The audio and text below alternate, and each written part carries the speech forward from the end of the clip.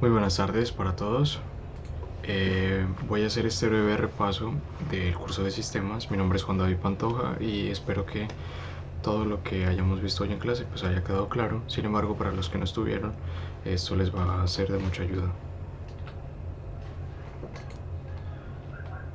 Entonces, vamos a hacer una introducción a la informática, cuyos objetivos van a ser, primero, definir qué es la informática y cuál es su importancia en nuestras vidas, comprender la diferencia entre el hardware y software, y finalmente pues hicimos dos actividades que fue discusión sobre la evolución de la informática y una identificación de hardware y software en los dispositivos comunes. Concepto de la informática. La informática es esa disciplina encargada del estudio y de la manipulación que tengamos con los dispositivos electrónicos, en este caso con el computador. Esa también es ese procesamiento de información mediante las computadoras. Las computadoras necesitan de unos periféricos, un teclado, un mouse, de un sistema biométrico, de impresoras para poder tener como esa comunicación con nosotros. Entonces, la informática es esa relación de cómo podemos interactuar eficazmente con la máquina. Nos permite tener esos conocimientos, esas herramientas básicas o complejas en cuanto a manejo de programas, manejo por ejemplo, de un programa de diseño, de un programa de edición. En este caso el curso va a ir orientado a la parte de la ofimática, a la parte del manejo del sistema operativo, conocimiento de software y hardware de computadores. Pero digamos que hoy en día la informática está abarcando mucho más allá. Se está yendo también por el lado de la inteligencia artificial, que es una gran herramienta que nos ayuda a mejorar esa interacción contra los programas que tenemos hoy en día. Bueno, aquí vamos a hacer una identificación del hardware. ¿Qué es el hardware? El hardware es un objeto manipulable que podemos palpar físicamente. En este caso tenemos una tarjeta gráfica, la podemos tocar y esto nos va a ayudar a mejorar el rendimiento de, como su nombre lo indica, de las gráficas del video en sí de nuestro computador, procesando muchas más fotografías por segundo. Aquí tenemos en primer lugar una board o una tarjeta madre de computador portátil. Así son nuestros computadores por dentro, dependiendo del fabricante, dependiendo de la generación, pero básicamente siempre vamos a encontrar lo mismo. Un procesador, que lo tenemos aquí, está tapado por su sistema de refrigeración que es necesario para no sobrecalentarse. Tenemos una memoria RAM, que es una memoria temporal, y tenemos un disco duro. Digamos que son los componentes principales para el funcionamiento de un computador. Todo eso debe ir sobre una motherboard o sobre una tarjeta madre que va a comunicar o intercomunicar todos esos componentes al enlazarlos y que puedan generarnos una imagen en la pantalla. Entonces, por ejemplo, por acá vamos a encontrar la conexión al teclado. Acá vamos a encontrar, como les decía, el sistema de refrigeración, que por medio de este cooler o ventilador vamos a extraer todo ese calor. Por eso, si tenemos un portátil y ponemos la mano justo al lado de la ventilación, vamos a sentir el viento caliente.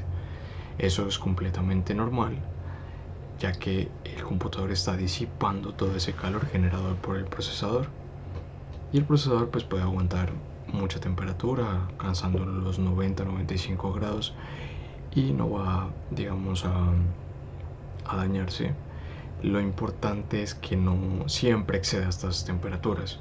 O sea, él puede soportar esas temperaturas, pero lo ideal es que trabaje a máximo 70 grados, que es como la temperatura ideal de trabajo. Y de ahí para abajo, mucho mejor. De hecho, se han hecho experimentos que sí se puede enfriar mucho más el procesador que en la misma temperatura ambiente, se pueden generar mejores resultados para el rendimiento de este. Tenemos acá en los computadores es muy común ver flex de comunicación, que son estos. Pues hay de 40 pines, eso depende pues como de La comunicación que está dando ya puede ser para USB, comunicación para la pantalla, para el teclado. Entonces vamos a encontrar como ese tipo de flex de comunicación. Por acá vamos a ver los parlantes con su cablecito de conexión. Por acá vamos a encontrar los puertos de comunicación del portátil. Aquí tenemos los USB. Por acá podemos ver el RJ45 o cable de internet. Por acá vamos a ver un VGA. Acá otro USB. Acá vamos a ver las bisagras de la pantalla del portátil. Y pues chips encargados, digamos, de la comunicación de la ejecución de distintos programas como la BIOS. Recordemos que la BIOS es, bueno, eso ya corresponde a software. En este lado miramos una tarjeta madre de un computador, pues en este caso de gama alta, de escritorio. Pero aquí básicamente es igual. Vamos a encontrar un slot para el procesador. Vamos a encontrar slots para tarjetas RAM, que como podemos ver el tamaño cambia bastante. Aquí vamos a tener un puerto para M.2 para poder tener conexión a un disco duro de estado sólido. Esta ranura es una PCI Express. Ya pues podemos conectar en esta una tarjeta gráfica, dependiendo, obviamente cada puerto, cada slot va mejorando con el tiempo, va teniendo una mejor generación, y eso es lo que realmente cambia de una board de hace 15 años a una moderna, que va a tener básicamente componentes muy similares, pero va a mejorar su velocidad.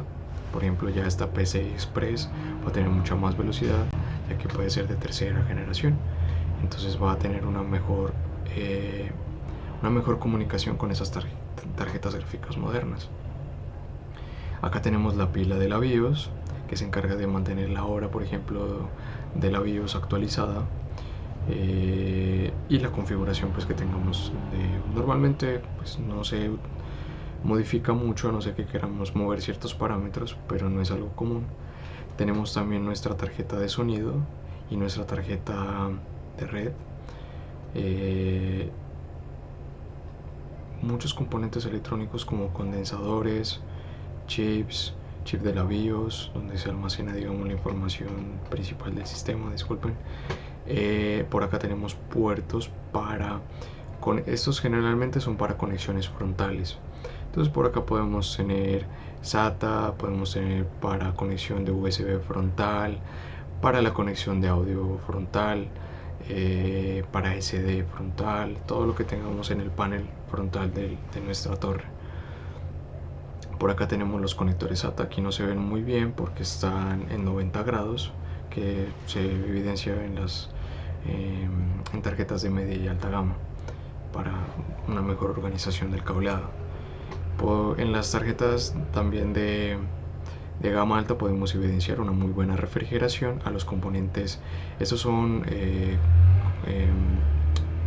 componentes electrónicos que ayudan al procesamiento, o sea, son comunicación. Pues aquí encontramos varios tipos de conectores que pueden adquirir cierta temperatura, y las tarjetas gráficas de alta gama pues suelen refrigerarlos independientemente, con pad térmico, por ejemplo, con almohadillas térmicas, quiero decir, o directamente con coolers de aluminio para que disipe mejor el calor.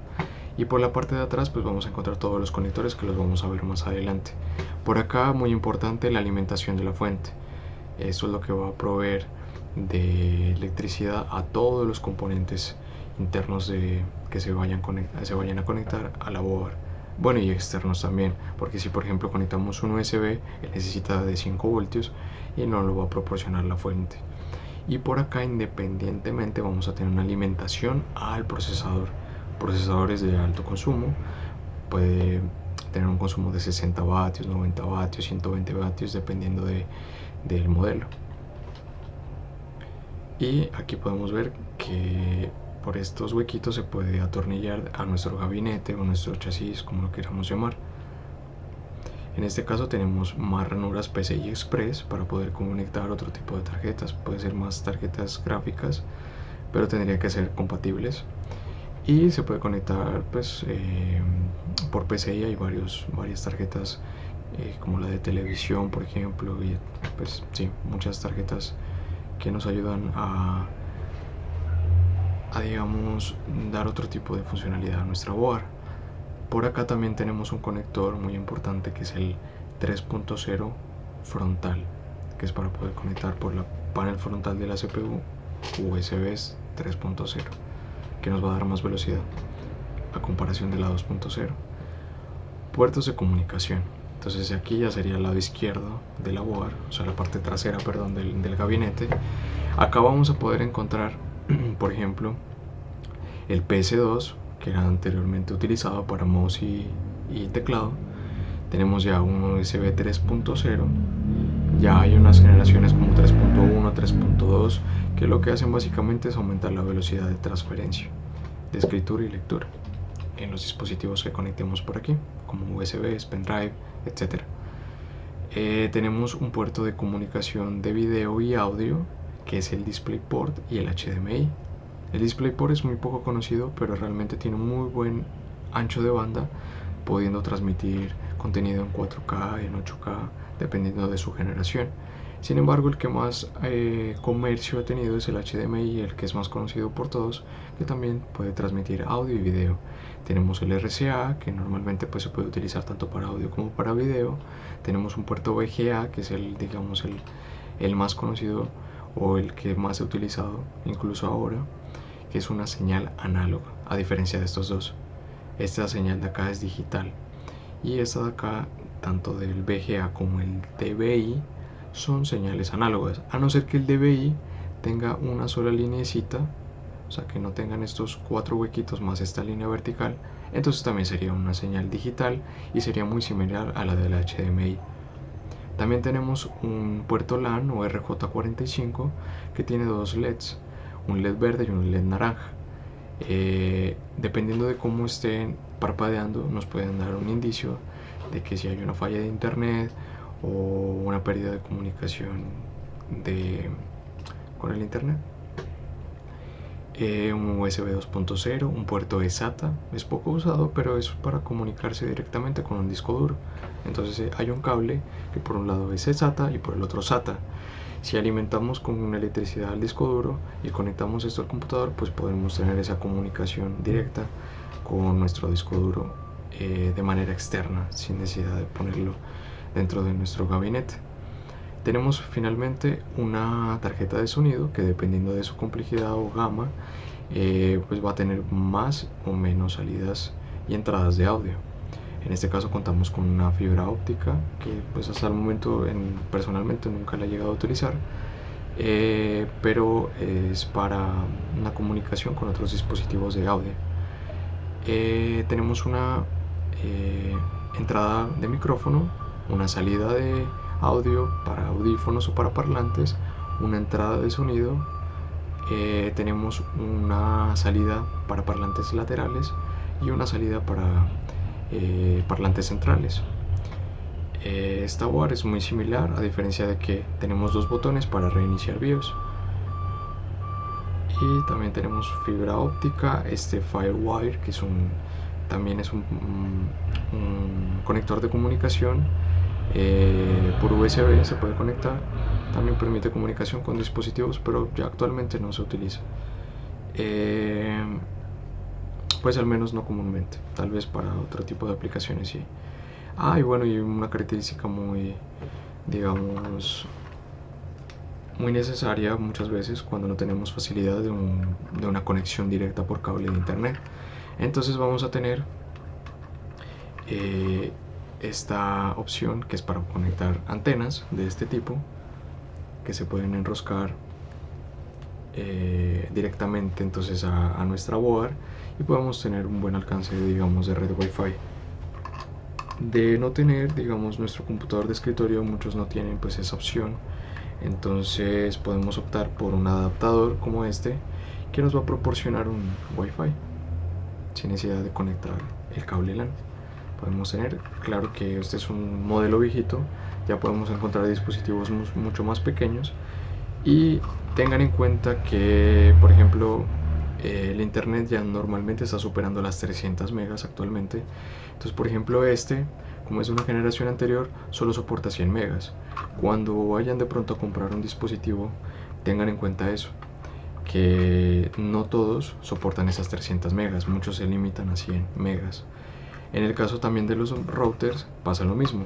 Si no tenemos un puerto, en este caso son marca Gigabyte, los Gigabyte soportan más de 100 megas. Si compramos un router que no tenga este tipo de puertos, solo va a soportar hasta 100 megas. Si vamos a, por ejemplo, a poner un repetidor normal que soporta hasta 100 megas y nuestro internet es de 300, se va a hacer un cuello de botella y va a reducir considerablemente nuestro rendimiento en la navegación. Y bueno, la tarjeta de sonido es mucho más sencilla, simplemente para micrófono, salida de audio y entrada de audio. Aquí vamos a encontrar diferentes conectores. Hay unos que ya no se utilizan, pero otros que todavía seguimos utilizando actualmente. Tenemos el puerto SATA este es para los discos duros. Alimenta con 5 voltios y con 12 voltios. El amarillo siempre representa 12 voltios. El rojo 5 voltios, el negro es el negativo y el azul es una regulación. O sea, es para poder mantener un voltaje, de pronto un voltaje más estable. Ya que como son componentes electrónicos, se necesita de que siempre haya una muy buena alimentación y constante. O sea, si son 5 voltios, lo más cercano a 5 voltios, porque si se empiezan a superar o a disminuir, podrían quemar nuestro disco duro. Este es el anterior, comúnmente conocido como IDE o Molex, que también cumple la misma función, alimentar ese disco duro o unidad de CD también puede alimentar eso. Estas dos pues también pueden alimentar unidades de CD y DVD. Este es el puerto que les mencionaba acá, que va conectado en esta parte. Es el encargado de llevar los voltajes necesarios a la board. Entonces tenemos este que es a la board y este que pues ambos van a la board, sino que este se encarga de, digamos, el alimentar energéticamente a todos los componentes excepto al procesador, porque para el procesador tenemos un independiente que es este mismo. Son 4 pines, a veces son 6 pines, dependiendo de la gama de la tarjeta, pueden ser 8 pines incluso, para poder, sí, mira, por ejemplo este ya tiene, hay unos que vienen con 6 pines, otros con 8 en un solo slot, entonces digamos que tienen la capacidad. Incluso, por ejemplo, para tarjetas gráficas también vemos esta presentación, alimentaciones de 6 pines, de 8 pines, de 12 pines para alimentar una tarjeta gráfica, ya que son de alto consumo. Este conector es comúnmente utilizado, pues se llama floppy o BERC, es para los ventiladores que tengan control. De acuerdo a la temperatura van a variar su velocidad. A medida que aumente la temperatura va a aumentar su velocidad, por eso son de 4 pines. Cuando son de 3 pines es porque tienen normalmente una refrigeración normal. Siempre va a tener como el mismo ritmo. Incluso también los encontramos de 2 pines. Pero el cuarto pin nos va a ayudar como a ese control de que se aumente la velocidad de acuerdo a la necesidad de nuestro computador, y así vamos a poder ahorrar un poquito de energía, porque si constantemente pues está prendido a cierta velocidad, pues no va a ser lo mismo que él esté en un estado pasivo. En un estado pasivo va a consumir mucho menos energía. Estas normalmente pues son extensiones que se utilizaban anteriormente para poder conectar muchas más cosas a nuestro computador, pues como más unidades, más discos duros. Este es un adaptador en el caso de que tengamos una fuente viejita para poder conectar discos duros de SATA. Este es un cable SATA, que es el que se encarga de enviar o transmitir la información a nuestro disco duro o a la unidad de CD o DVD. Y este era el anterior método de comunicación, que es el interfaz de datos IDE, que se utilizaba anteriormente en discos duros y en unidades de CD y DVD. Tenemos el USB tipo B, que es utilizado en impresoras, aunque ya pues actualmente las impresoras ya tienen su punto de conexión, su punto de, digamos, se conectan por Wi-Fi o por cable Ethernet. Entonces ya simplemente, si está conectado a la misma red, simplemente podemos imprimir desde cualquier computador que esté enlazado a la misma red y que tenga los drivers de la impresora obviamente instalados en el computador. Tenemos un Firewire. Bueno, estos ya son cables que se utilizaban para comunicación de, puede ser de cámaras o dispositivos, pero es muy poco usado, la verdad. Tenemos el Plush o el cable jack 3.5 milímetros, que es muy usado hasta la actualidad en celulares y en todo sistema de sonido prácticamente. Muy pocos celulares, bueno, muchos celulares vinieron ya sin él, pero digamos que esta es una señal análoga que es de gran fidelidad, que se sigue utilizando por eso, porque da muy buena calidad en el sonido. Tenemos el RCA, rojo y blanco para audio y amarillo para video. El DVI, miren que este, por ejemplo, a diferencia de estos, tiene solo una, disculpen, tiene una sola, un solo conector aquí, que es plano. Entonces eso significa que es un DVI digital, o sea que va a tener una respuesta muy similar a la del HDMI. O sea, va a poder tener resolución HD, Full HD, y nos va a dar buenas, digamos, una buena resolución y una buena respuesta. Y pues a diferencia del HDMI, tenemos este agarre, se puede atornillar, así como el VGA, que nos va de pronto a dar una mejor fijación. Tenemos el común VGA, el PS2, que ya lo vimos más atrás, por acá, que conecta acá. Tenemos ese video, que también se utilizaba anteriormente también para datos, no solo para video, sino hay unos que se utilizan para datos. El SATA, que ya vimos que se conecta acá. El SMA y el RP, que esto es para lo que les decía, lo de las antenitas.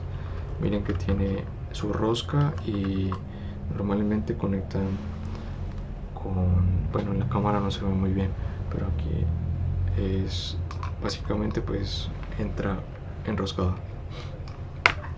Tenemos un DisplayPort, el de la izquierda es un mini DisplayPort y el de la derecha un DisplayPort.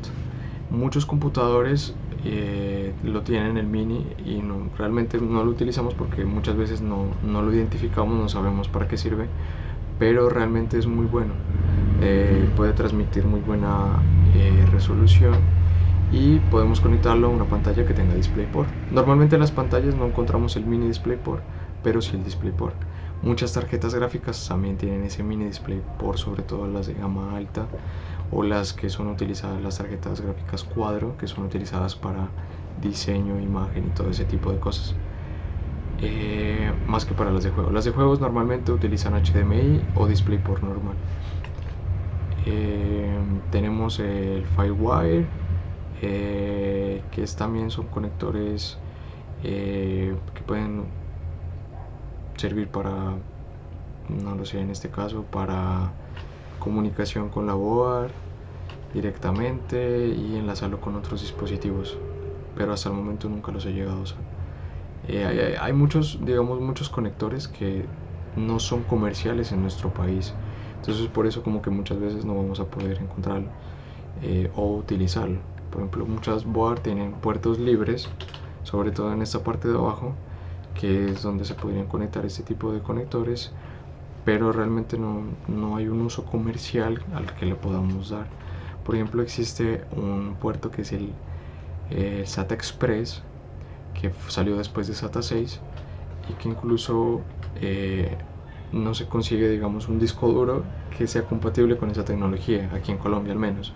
Entonces sí vamos a encontrar de pronto algunos puertos o conectores que no vamos a poder sacarle como ese provecho. Llegamos a la parte del procesador. ¿Qué es un procesador? Un procesador es un dispositivo electrónico que básicamente él no es inteligente como tal. Lo que él va a hacer es una comparación de lo que ya tiene guardado en el disco duro o en la BIOS, y de acuerdo a eso él va a tomar decisiones, pero de acuerdo también a lo que tiene programado, en base a lo que nosotros le pongamos como una instrucción. Él va a comparar, al igual que hace nuestro cerebro compara información que ya tenemos guardada con lo que recibimos por medio de nuestros sentidos. Si miramos algo, ya sabemos cómo reaccionar porque ya nos enseñaron cómo hacerlo. Y si no tenemos el conocimiento y no existe ese conocimiento, no tenemos la capacidad de generarlo de la nada. Tenemos que irnos entonces al ensayo y al error o a la experimentación para poder generar ese conocimiento. De igual manera, con el procesador, si nosotros no le damos las instrucciones claras, él no va a poder resolvernos un problema simplemente porque es un procesador. Nosotros tenemos que ponerle todos los parámetros para que él pueda desarrollar una actividad.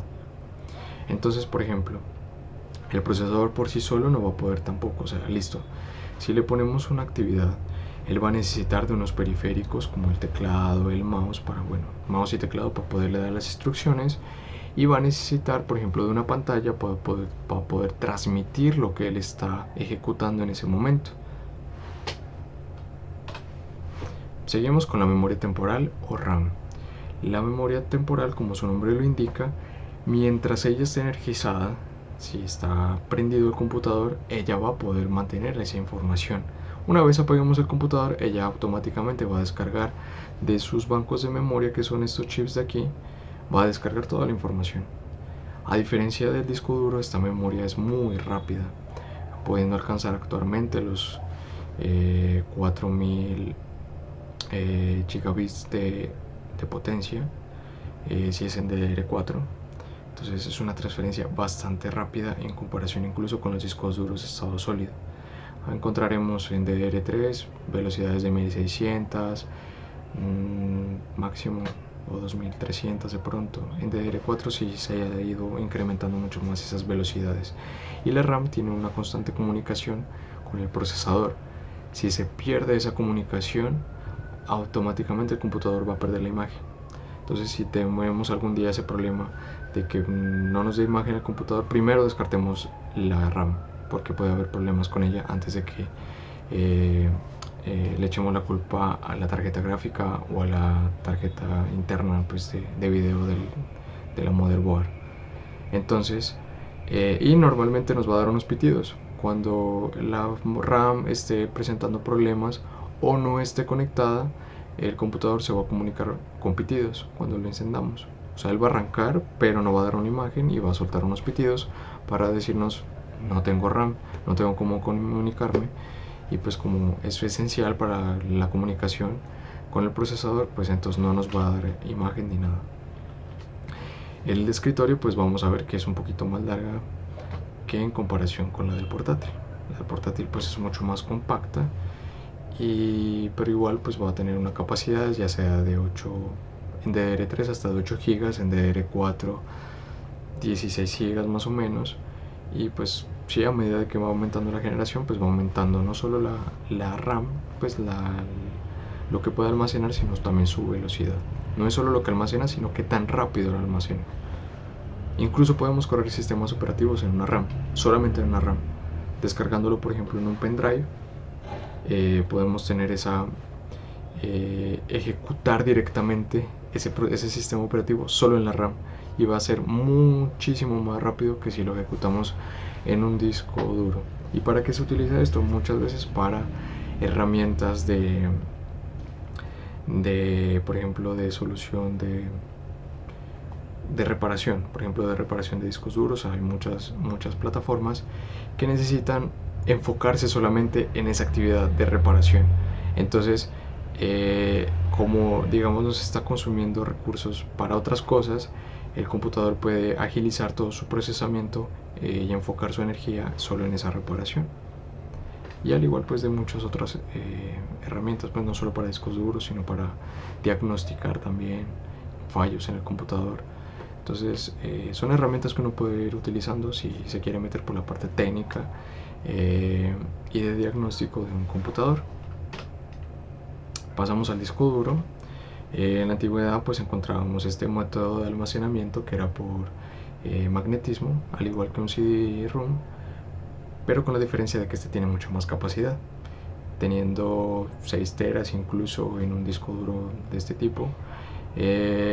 ¿Cuál es el inconveniente con él?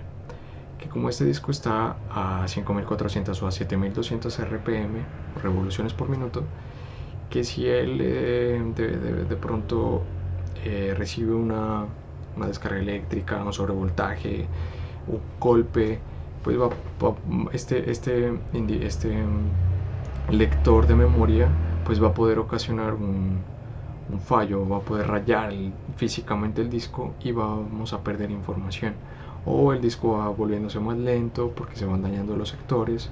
Los discos duros tienen sectores, pueden ser 100 millones, 500 millones, 1000 millones de sectores dependiendo de su capacidad.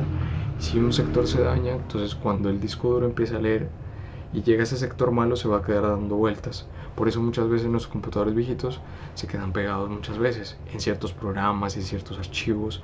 Es porque en cierto punto de este disco, por ejemplo aquí, por ejemplo aquí, entonces cuando llegue justo a ese punto, ahí va a presentar problemas.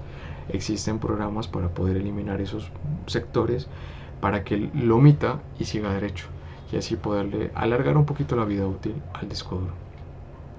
Pero entonces nada de caídas, y esto normalmente pues venía con conexión IDE anteriormente, que era con este cable, o actualmente con este SATA, con este de alimentación y con este de datos, pues alimentación eléctrica y el otro para datos. Tenemos entonces también el SSD, que ya es el reemplazo, pero miren que utiliza la misma tecnología SATA 6, que ya pues esa fue la última que salió. Bueno, posteriormente salió la SATA Express de la que les hablaba, pero no fue comercial, no, pues al menos aquí en Colombia no sé, actualmente ya no se consiguen discos duros que tengan ese tipo de conexión, que sí podía superar digamos esas 6 GB por segundo, llegaba como a 10 GB por segundo más o menos. Pero digamos un sustituto mucho más rápido fue el M.2, porque ya se conecta por PCI Express, y recordemos que la ranura de PCI Express tiene una conexión directa con el procesador, no hay una limitante. El SATA tiene un intermediario entre el procesador y el disco duro, entonces eso le reduce un poco su rendimiento. Digamos que el disco duro internamente puede ser muy rápido, pero este tipo de conexión lo va a limitar. Por eso llegó el M.2, para quitar ese limitante. Pero si ustedes utilizan actualmente un SSD, les va a ir perfectamente. En este momento yo estoy utilizando un SSD y puedo correr varios programas al tiempo, no se pone lento, tiene una muy buena vida útil. En 2 años de uso ha reducido su vida útil solo un 3%, entonces es bastante bueno. O sea que tengo disco duro para otros 10 años, otros 12 años. Entonces la inversión que uno hace realmente vale la pena para lo que uno puede hacer. Y por ejemplo para la renderización de video, o para diseños, o para actividades como de edición, se puede, digamos, tener una muy buena velocidad y un buen rendimiento. Y bueno, y ahorro energético, porque si hacemos la misma actividad que hacíamos en un HDD en media hora y aquí lo vamos a hacer en 15 minutos, pues vamos a ahorrar 15 minutos de luz que no vamos a tener el computador prendido, o que vamos a poder utilizar para hacer otras actividades. El software. El software es eso intangible, eso que no podemos tocar físicamente, que la única manera de tocarlo es por medio del mouse, que podemos acceder a él es por medio del teclado, por medio de las herramientas que nos brinda el computador, pero no es algo físico, es algo que se ejecuta, algo que por medio de los componentes de hardware se ejecuta, pero es algo virtual, es algo que no podemos palpar. Estamos como en unas frecuencias diferentes. Este software puede ser un sistema operativo, son programas, pueden ser controladores, como los veíamos en clase, que son estos. Si nos vamos acá, por ejemplo, clic derecho, bueno, les voy a enseñar un atajo. Si oprimen Windows más E, van a abrir el explorador de archivos. Si le damos acá, clic derecho, propiedades, Bueno, pues normalmente creo que les puede abrir por acá en acceso rápido, pero entonces la idea es que se vayan aquí a este equipo. En este equipo le van a dar clic derecho acá en el espacio vacío, propiedades, configuración avanzada del sistema, perdón, administrador de dispositivos, y acá van a encontrar todos los dispositivos que estén anclados a su computador, todo lo físico, ¿cierto? Pero ¿qué pasa? Si eso físico no tiene un programa o un controlador o driver también conocido que haga esa comunicación entre Windows 10 y el dispositivo, pues entonces no lo va a reconocer. Windows 10 va a identificar algo, pero no va a saber qué es. Entonces va a aparecer por acá dispositivo desconocido, y hasta que no instalen el programa o el driver no lo va a poder identificar. Entonces, por ejemplo, acá encontramos adaptadores de pantalla, encontramos adaptadores de red, las cámaras que tengamos instaladas, los protocolos de comunicación, los controladores de almacenamiento, dispositivos de interfaz de usuario, controladores de sonido, de video, por ejemplo los procesadores. De acuerdo a los núcleos que tenga el computador, pues vamos a tener de 1, 2, 4. En Intel pues siempre se manejan pares. En AMD pues sí pueden haber 3 núcleos, 7 núcleos, 5 núcleos, pero en Intel generalmente se maneja por pares. Ya las nuevas generaciones de Intel pues tienen, los procesadores tienen unos núcleos de baja y unos núcleos de alta. Los de baja para utilizarlo en ofimática o en tareas muy básicas, y los de alta para ya programas mucho más pesados o para los juegos.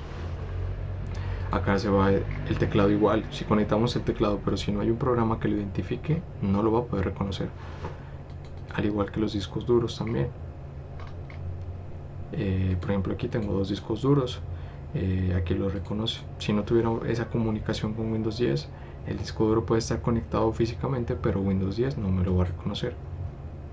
Y por aquí, aprovechando esto, podemos ver las características de nuestro computador.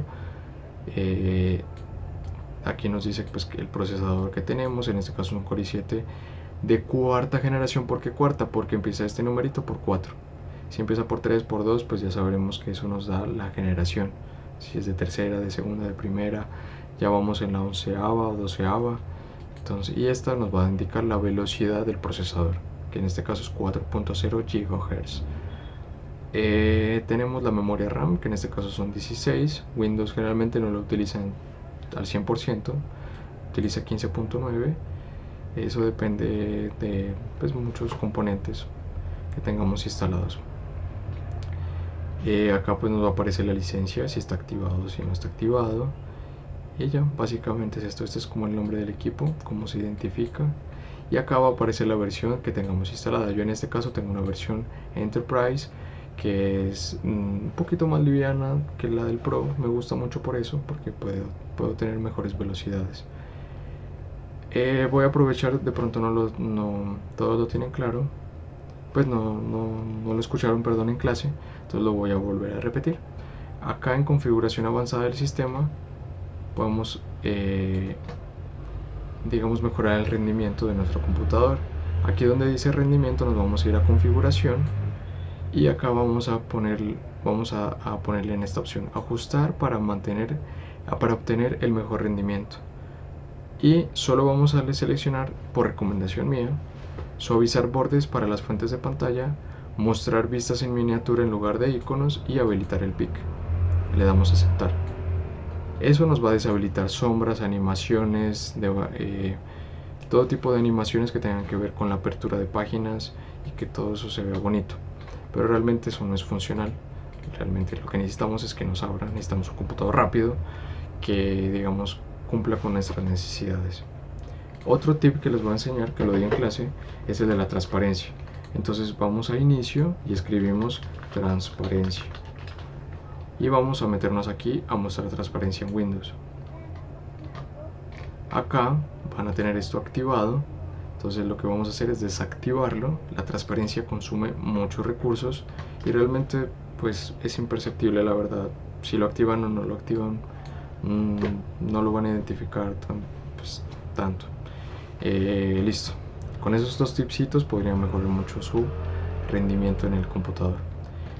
Listo. Y los programas, pues hay incontables programas. Hay y cada vez es un buen método de trabajo de aquí a un futuro, que ustedes aprendan a desarrollar aplicaciones no solo de Windows sino también en Android, que pues cada vez es más utilizado por las personas. Entonces tenemos la tienda virtual que nos permite comprar o descargar aplicaciones. Tenemos programas de diseño, tenemos programas de programación, programación orientada a dispositivos electrónicos como Arduino, para controladores como el PIC. Tenemos programación en Java, por ejemplo, que también es Java es un lenguaje de programación excelente, ya que podemos tener una ejecutar un programa sin importar en qué plataforma estemos, si estemos en Windows, en Linux o lo que sea, va a ejecutarse porque tiene su propia máquina virtual. Y a Java ya tiene un sucesor, que lo podemos ver si quieren en clase, en la próxima clase, y nos está permitiendo desarrollo en Android también y en el mismo Windows. Bueno, ahora que mencionen Linux, eso entra aquí en el sistema operativo. Windows no es el único sistema operativo en el mundo.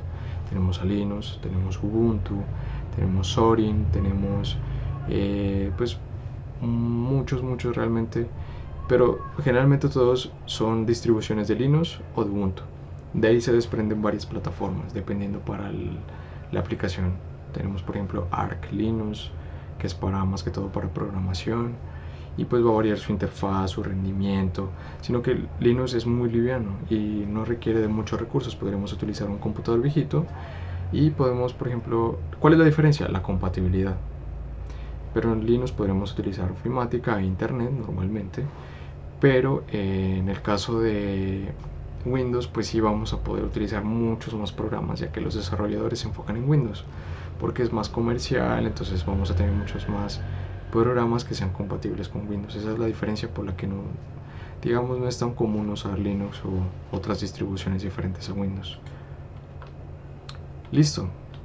En la introducción pues a Microsoft Word ya está el siguiente video, que ese sí ya se los envío también enseguida. Muchas gracias por su atención. En la próxima clase pues si alguien tiene preguntas respecto al hardware y al software, podemos reforzarlo en la siguiente clase, o si quiere aprender algo más específico o interno o técnico, también lo podemos discutir en la siguiente clase. Y eso sería todo por hoy. Muchísimas gracias por su atención, espero que hayan llegado hasta el final del video, y si fue así, muchas gracias. Que estén muy bien, hasta luego.